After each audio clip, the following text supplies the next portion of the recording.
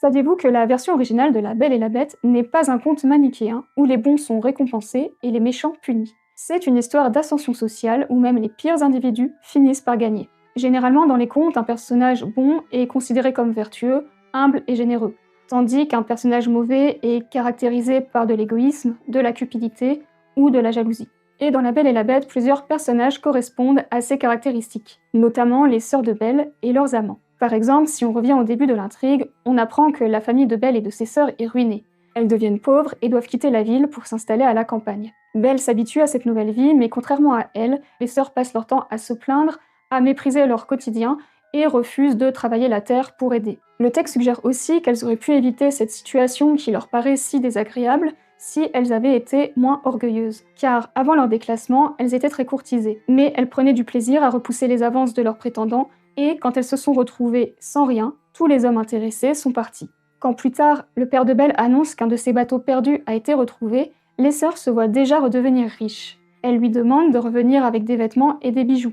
Belle, plus modeste, se contente de demander une rose. Et cette rose, le père de Belle va la trouver dans le château de la Bête. Elle va servir de prétexte à la Bête qui, sous l'influence de la fée, accuse le père d'être un voleur et réclame une de ses filles en échange. Et quand les sœurs de Belle apprennent cette histoire, elles n'ont aucun problème à livrer Belle dans les bras du monstre, car, après tout, c'est de sa faute, elle n'avait qu'à demander des bijoux comme tout le monde. Dans l'ensemble, on a un portrait moral très peu flatteur, elles sont l'exact opposé de Belle. Mais il existe pourtant des personnages encore plus méprisables que les sœurs, leurs amants. Ils apparaissent lorsque la situation financière de la famille de Belle s'améliore. Ce sont donc des opportunistes qui ne se seraient pas intéressés aux sœurs si elles avaient été pauvres.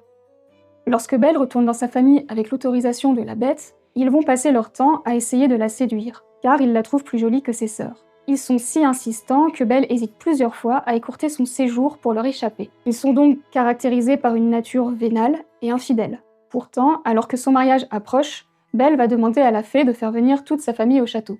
Et cela implique son père et ses frères, mais aussi les sœurs et leurs amants. Ils vont tous s'installer à la cour, et, très probablement, accéder à des titres de noblesse. Mais alors pourquoi Belle fait-elle cela? En fait, Belle est caractérisée par sa vertu, ce qui exclut tout sentiment de rancœur. Mais son geste désintéressé montre que dans le vrai monde, il n'existe pas de punition divine pour les personnes qui se comportent mal. Ce sont les liens familiaux qui sont regardés, et non le mérite. Au XVIIIe siècle, suggérer que l'accès à la cour et au titre dépend des alliances, plutôt que de la valeur morale, c'était très osé. Et si La Belle et la Bête est néanmoins publiée, les messages du conte restent dérangeants, au point que 16 ans plus tard, le texte est entièrement repris. Il est épuré, lissé, et devient une histoire pour enfants.